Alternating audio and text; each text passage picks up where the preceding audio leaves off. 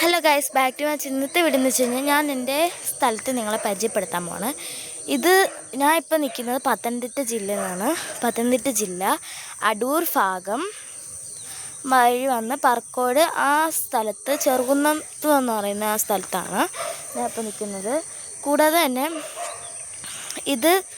ഇവിടെ ആണെങ്കിൽ ചെറുകുന്നത്ത് പടി താഴെയാണ്. അപ്പോൾ ഇവിടെ നല്ല കണ്ടം അങ്ങനെയുള്ള നല്ല മനോഹരമായ പ്ലേസാണിത്. പക്ഷെ എൻ്റെ സ്ഥലമായിട്ട് ഞാൻ പറയല്ല, നല്ല മനോഹരമായ പ്ലേസാണ്. ഒത്തിരി പേര് ഇവിടെ കാണാൻ വന്നിട്ടുണ്ട് പ്ലേസ്. പിന്നെ ഞങ്ങളുടെ അമ്മയുടെ മക്കളും ചെറുമക്കളും എല്ലാം ഇവിടെ വലുതായിട്ട് വരുന്നത് നമ്മുടെ കണ്ടം അങ്ങനെയുള്ള കാര്യങ്ങൾ കാണാനാണ്. അപ്പോൾ ഞാൻ കാണിക്കാം നിങ്ങളെയും. ഇതാണ് നമ്മുടെ കണ്ടം. കണ്ടത്ത് നല്ല സൺറൈസ് കിട്ടുന്നുണ്ട്. പിന്നെ പോത്തൊക്കെ ഉണ്ട്, നല്ല വൃത്തിയായിട്ട് ഉള്ളതാണ്. അപ്പം ഇവിടെ ഞങ്ങളുടെ കണ്ടമാണിത്. നല്ല തേങ്ങയുണ്ട്, തേങ്ങാക്കൊലയുണ്ട്, കുറേ തേങ്ങാക്കൊലയും തെങ്ങുണ്ട്.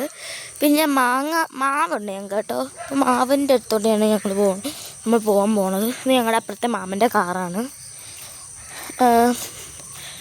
ഇപ്പം ഇവിടെ മാവാണ്, അതിനകത്ത് നിറച്ച് മാങ്ങ നിൽക്കുന്നു കേട്ടോ. ഇഷ്ടംപോലെ മാങ്ങ നിൽപ്പുണ്ട്. ഇതാണ് മാങ്ങ. ഗൈസ്, കൂടാതെ തന്നെ നമ്മുടെ തെറ്റി പൂത്ത് നിൽക്കുകയാണ്. നല്ല മഞ്ഞുതുള്ളിയൊക്കെ വെച്ച് തെറ്റി പൂത്ത് നിൽക്കുകയാണ്.